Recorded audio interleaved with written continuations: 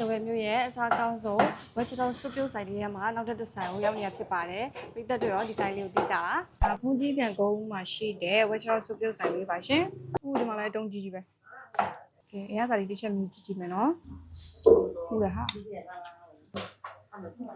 ထားကြပါမရှင်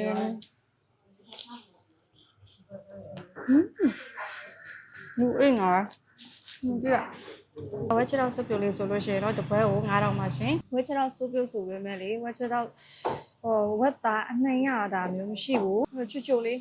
သားလေးဆိုလို့ရှိရင်လူအီးများပဲဘယ်လိုမျိုးထိုင်စားရတဲ့ပါဆယ်လောက်ပဲကြာများချားကြတော့ကြာသက်တော့ရမယ်ခေါက်သက်တော့ရမယ်ဝက်ကောင်းလက်တော့ရမယ်ပြီးတော့ဝက်ချ်တော်စုပ်ပြုတ်ဒီကနန်းနဲ့မဟုတ်ပန်မှာနော်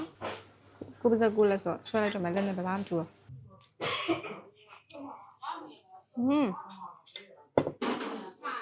အဲ့ဒါလေးကတော့ကနက်မုတ်ပန်လေးဖြစ်ပါတယ်။ဒွယ်ရွေးအစားစားလေးပါ။သူ့ထဲမှာဆိုလို့ရှိရင်အများကြီးပဲ။ခရမ်းတီးလေးရယ်၊ပဲဒီပီရယ်၊ကုန်ပီရယ်၊ရှောက်ရက်ကလေးရယ်၊နှမ်းမဲလေးလည်းပါတယ်ထူးခြားချက်လေးက။အားကြည့်ကြည့်မယ်နော်။လို့။ဆောက်ကြအောင်ရှင်ကနက်မုတ်ပန်လေးပါ။တစ်ပွဲတစ်ထောင်ပါရှင်။ကျိုးရ။အရသာကြောင့်နဲ့ချင်နဲ့အရသာလေးတွေ့ရတယ်။ဆိုတော့ဒီမှာဘာလဲတော့မသိတော့ပဲသူရေးပြီးလို့ရှင်လဲကြည့်ပေးကြပါဦးနော်။အဆိုင်ရဲ့ဆိုင်ခွင့်ကြလေးကကြတော့တနာရီထိုးရနေစောက်ဖက်ပါရှင်။ဆိုင်ရဲ့လိပ်စာလေးကကြတော့ဒဝဲမျိုး